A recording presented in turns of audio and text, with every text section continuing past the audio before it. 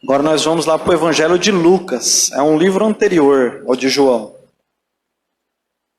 Vamos lá para Lucas, capítulo 23.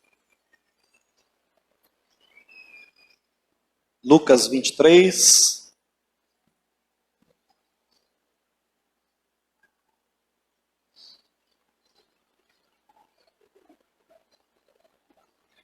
Lucas capítulo 23, a partir do verso 13. Lucas 23, verso 13. Em diante. Esperar todos abrirem para nós lermos e conseguirmos captar bem a mensagem desse texto aí. Diz o seguinte, a partir do verso 13. Então reunindo Pilatos, os principais sacerdotes, as autoridades e o povo, disse-lhes: apresentaste-me este homem como agitador do povo, mas, tendo-o interrogado na vossa presença, nada verifiquei contra ele dos crimes de que o acusais. Nem tampouco Herodes, pois não-lo tornou a enviar. É, pois, claro que nada contra ele se verificou digno de morte. Portanto, após castigá-lo, soltá-lo-ei. E era-lhe forçoso soltar-lhes um detento por ocasião da festa. Toda a multidão, porém, gritava: fora com este, solta-nos Barrabás. Barrabás estava no cárcere por causa de uma sedição na cidade e também por homicídio. Desejando Pilatos soltar a Jesus, insistiu ainda. Eles, porém, mais gritavam: crucifica-o, crucifica-o. Então, pela terceira vez, lhe perguntou: que mal fez este? De fato, nada achei contra ele para condená-lo à morte. Portanto, depois de o castigar, soltá-lo-ei. Mas eles instavam com grandes gritos, pedindo que fosse crucificado. E o seu clamor prevaleceu. Então Pilatos decidiu atender-lhes o pedido. Soltou aquele que estava encarcerado por causa da sedição e do homicídio, a quem eles pediam. E quanto a Jesus, entregou à vontade deles. Deixa eu ver se já está a imagem aqui. Porque justamente nesse episódio aqui nós vemos essa realidade aqui. Não sei se você vai conseguir ler aqui, ó. Onde nós temos dois condenados. Nesse que é algo perto de que nós temos atualmente do que a gente chama de júri popular. Não é bem igual, mas nos leva a lembrar o que é um júri popular que acontece lá no fórum, por exemplo. Eu trabalho no Ministério Público e participo de vários lá. Porque às vezes eu vou lá dar um suporte para o promotor na parte da informática, para montar data show, essas demais coisas. E alguns são muito interessantes. Tem um que eu não vou lembrar agora qual era o crime, mas foi um crime com uma repercussão bastante grande aqui na cidade. E o fórum naquele dia estava lotado. Muitos familiares da vítima, muitos familiares do criminoso também, era um homicídio. E vários assistindo também, até o policiamento estava mais do que comumente tem sido, por causa da quantidade de pessoas e da repercussão daquele crime. E eu lembro que esse caso ficou marcado, porque eu lembro no final de todo o júri, alguns passam de um dia para o outro, quando o Dr. Valdeci, que é o juiz do júri aqui de Paraná, foi dar o parecer, o veredito, e disse que aquele homem tinha sido condenado, eu vi até os policiais comemorarem. Porque de fato percebia-se que aquele homem devia ser condenado pelo crime que ele tinha cometido, pela crueldade que ele tinha tido no homicídio. Com exceção da família do criminoso, todos os demais comemoraram, ficaram satisfeitos por ver um criminoso ser condenado.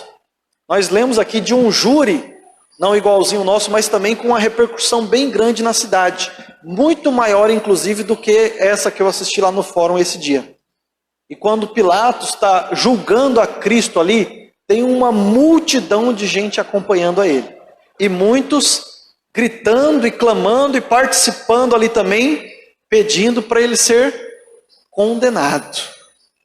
E nós estamos no fim de semana, logo depois do que a gente chama de Black Friday, não sei se é bem assim que fala, que movimenta o país e outros países aí também.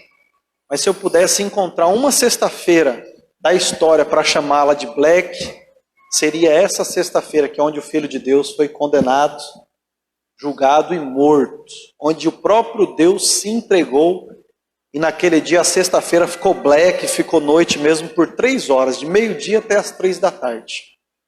Então essa eu chamaria realmente de Black Friday, ou sexta-feira negra, como diz o termo, sexta-feira preta, né? Vamos entender alguns detalhes aqui desse julgamento, para depois nós conseguirmos aprender a mensagem de Deus para nós, através disso daqui. Se você ler os capítulos que estão perto deste aqui, você vai perceber que os judeus, nessa acusação que eles fizeram de Jesus Cristo, eles extrapolaram a jurisdição que eles tinham permissão de poder condenar alguém à morte. Israel tem sim na sua legislação pena de morte, mas durante esse período onde eles estiveram submissos a Roma, sujeitados por Roma, eles não tinham permissão para condenar ninguém à morte. De forma que aqueles que eles queriam condenar à morte, eles tinham que fazer o que eles fizeram com Jesus Cristo. Levar até Pilatos, levar até quem fosse a liderança de Roma na região, para que ele sim pudesse condená-los à morte.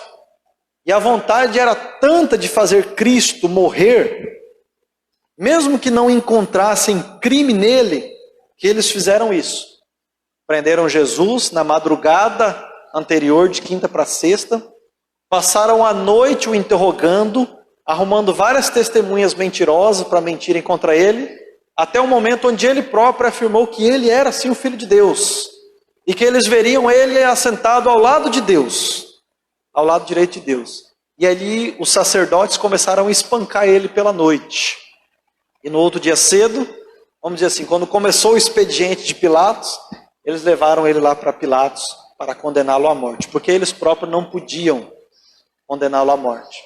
Além disso, a gente vê que eles combinaram com vários dentre as multidões, dentre a multidão, os sacerdotes foram lá para o meio da multidão, os guardas foram lá, além de testemunhas que eles pagaram para estar lá no meio, para que condenassem Cristo, para que quando Pilatos perguntassem, todos gritassem, crucifica-o, crucifica-o. E assim eles fizeram. Além de ter entregado a Pilatos, arrumaram um monte de gente para estar ali no meio da multidão e animar a multidão para pedir a crucificação de Jesus Cristo. E a gente vê que ele só foi condenado mesmo porque houve essa pressão popular, porque Pilatos não queria condená-lo. Ele não via em Cristo crime algum, muito menos crime digno de ser morto numa cruz, que era a principal pena que existia até o momento, era a mais vergonhosa, era a mais escandalosa que eles tinham ali. Assim a gente consegue ver que nem sempre, como diz o ditado, a voz do povo é a voz de Deus, nem sempre. Muitas vezes a maioria pensa de uma forma errada. E a gente vê aqui a pressão popular clamando para que Cristo fosse crucificado, e assim ele foi. E a gente vê então 2 condenados nesse episódio aqui, Jesus Cristo e qual que é o outro? Perceberam o nome dele aí? Qual que é? Barrabás. 2 condenados, mas o destino dos 2 foi bem diferente, apesar dos 2 ser condenados. Vamos conhecer um pouco mais desses 2 condenados. Primeiramente, Jesus Cristo. O próprio texto nos traz algumas afirmações sobre ele.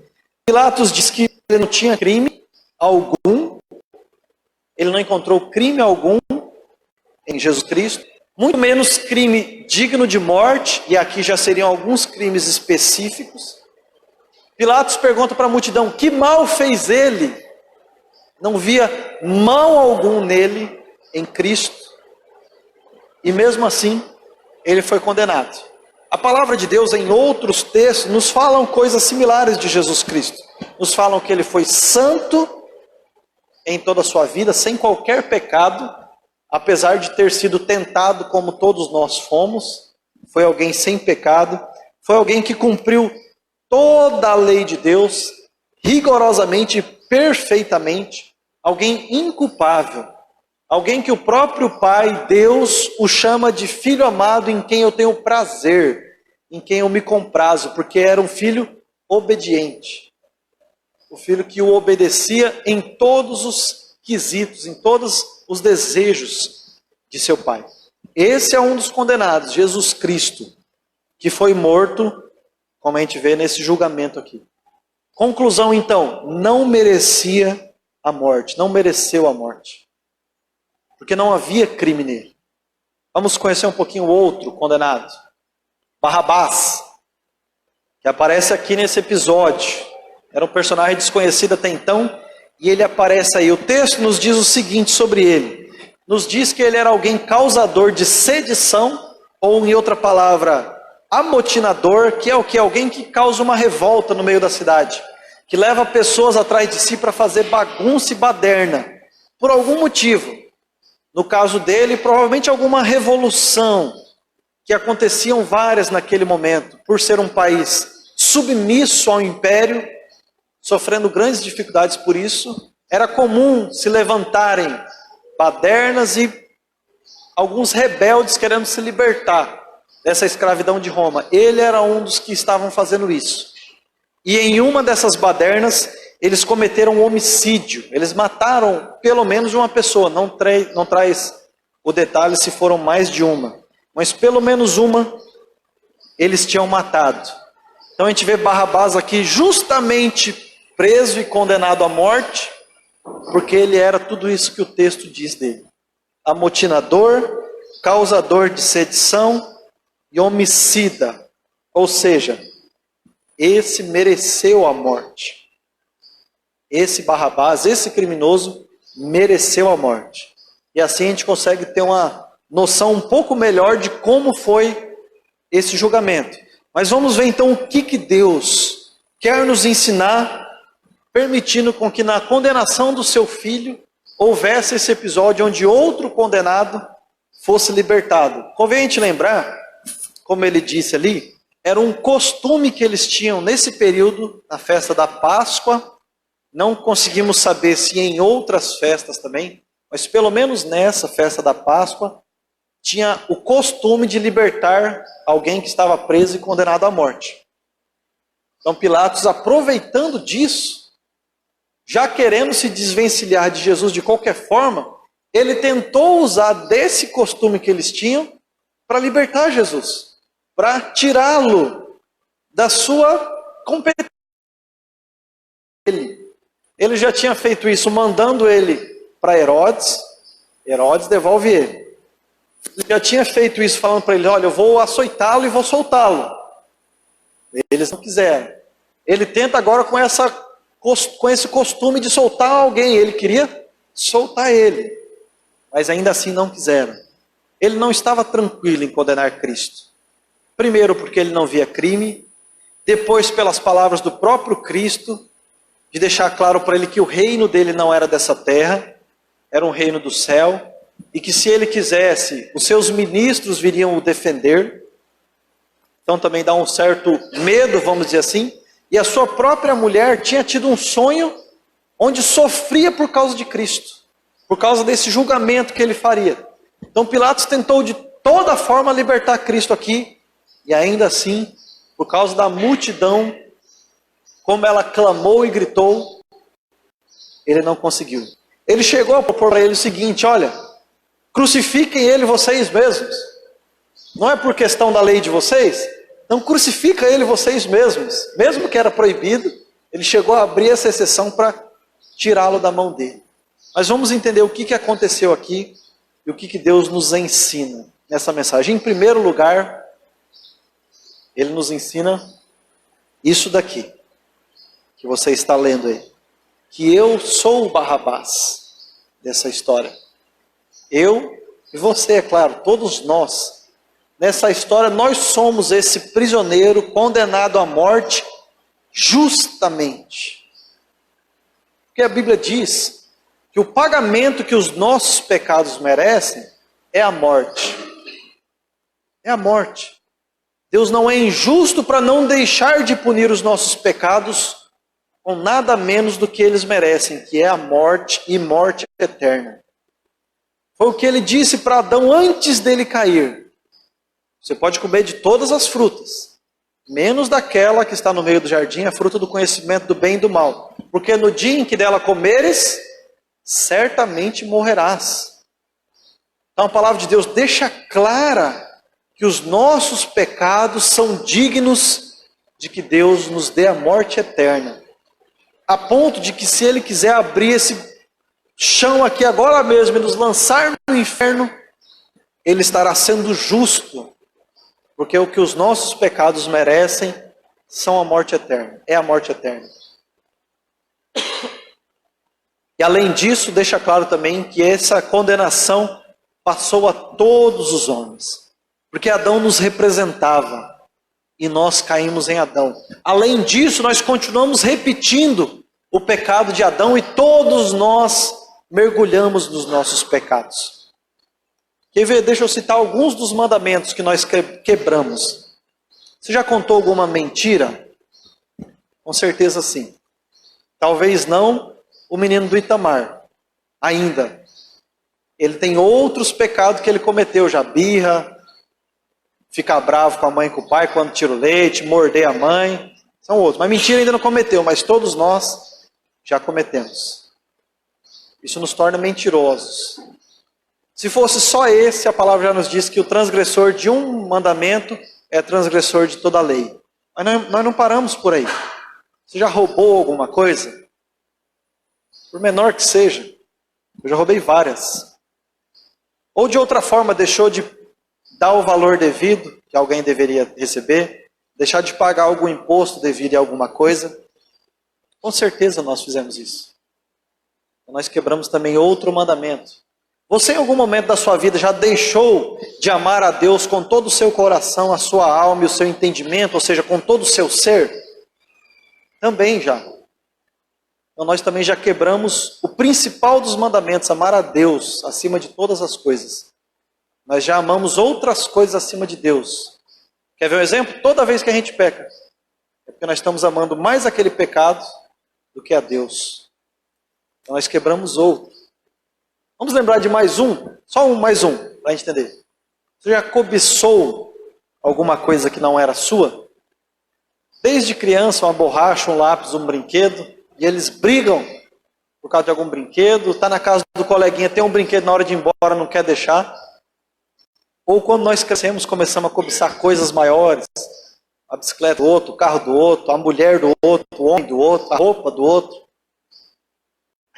a reputação do outro. Todos nós também já cobiçamos coisas alheias. Então nós quebramos mais um mandamento. Eu poderia passar por todos. Nós somos transgressores de toda a lei de Deus. Nós cometemos toda a sorte de pecados. E só não mergulhamos mais ainda porque Deus, na sua infinita graça, sustenta, nos coloca um freio na humanidade para que ela não mergulhe totalmente nos seus pecados. Então nós condenados em Adão justamente porque nós somos pecadores. Mas graças a Deus não é só esse ensino que o texto nos traz. Nós aprendemos também que Jesus morreu em meu lugar. E condenado sim, mas Ele tomou sobre Ele a punição que eu mereço pelos meus pecados. Ele levou sobre Ele. Ele assumiu a culpa que era minha. O castigo que me traz paz foi lançado sobre Ele. E pelas suas pisaduras, ou seja, pelo castigo que Ele tomou, eu posso ser sarado, eu posso ser salvo. É isso que o texto quer dizer. A ira de Deus que o meu pecado, a minha vida merece, Jesus tomou e levou sobre Ele. Ele se colocou em meu lugar para que eu não precisasse mais tomar esse castigo, para que eu não precisasse mais sofrer a ira de Deus derramada totalmente sobre a minha vida. Ele se colocou no meu lugar e tomou todo o cálice da ira de Deus. Estava na mão de Deus em meu lugar, mesmo não merecendo nenhuma gota, mesmo não merecendo nenhuma vírgula dessa condenação. foi Ele quem tomou esse castigo sobre Ele em meu lugar. Que Ele seja glorificado por isso. E Ele fez isso essa semana estudando a palavra de Deus com um colega meu, explicando para ele como todos nós somos pecadores e merecedores da condenação e que podemos ser salvos pelo que Cristo fez. Ele me perguntou assim: se nós merecemos a condenação, e daí eu fui ler para ele João 3,16, porque Deus amou ao mundo de tal maneira que Ele deu seu Filho único para que todo aquele que nele crer não pereça, não receba essa condenação eterna, mas tenha a vida eterna. E foi por isso que Ele morreu no meu lugar, como está escrito aqui, para que eu tenha a vida eterna. Essa era a única forma. Não houve um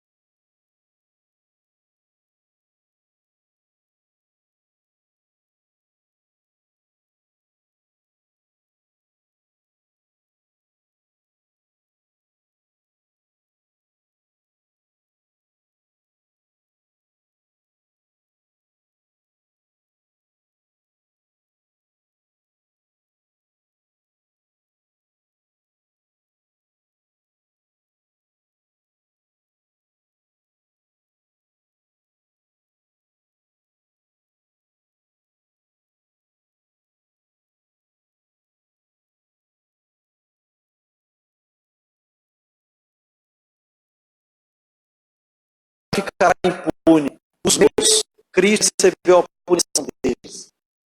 Aqueles que não pecaram Cristo, eles próprios ainda receberão a morte quando Cristo voltar. Então Ele morreu para isso, para que eu tenha a vida eterna. E Ele veio aqui e pregou o reino de Deus para que nós tenhamos a vida eterna. E enviou os seus discípulos para anunciar-nos que nós podemos ter a vida eterna em Jesus Cristo. Porque se entregou em sacrifício vivo para que eu fosse perdoado por Deus. O justo, sem merecer qualquer parte dessa morte, pelos injustos, pelos que mereciam toda a ira de Deus, toda a condenação de Deus. E o que Ele fez foi justamente isso, trocar. Trocou comigo os nossos méritos. O que Ele mereceu? A vida eterna, porque Ele foi obediente e perfeito. O que nós merecemos? A morte eterna, porque fomos desobedientes totais. Merecemos a morte, Ele levou sobre Ele. Ele mereceu a vida eterna e Ele nos dá de graça a todo aquele que quer nele, todo aquele que entrega a vida para Ele. Por isso nós chamamos a morte dele de morte vicária, porque foi uma morte não por Ele mesmo, mas por nós, pelo seu povo, para que Deus desse perdão ao seu povo. Por isso Ele morreu vicariamente em nosso lugar. É isso que quer dizer a morte vicária. Morte para sanar a nossa dívida com Deus, para perdoar os nossos pecados diante de Deus. Nos concedeu pela graça, de graça, totalmente pela graça, totalmente de graça, não eterna, todo que Ele creu. Graça para nós, mas para Ele o custo da sua própria vida, porque Ele precisava pagar os nossos débitos diante de Deus. E assim Cristo se entregou e morreu por nós. E esse é o ensino que esse texto traz para nós nessa noite. Beleza? Claro para nós? O texto. Vamos ficar de pé para nós orarmos? Encerrando o nosso culto.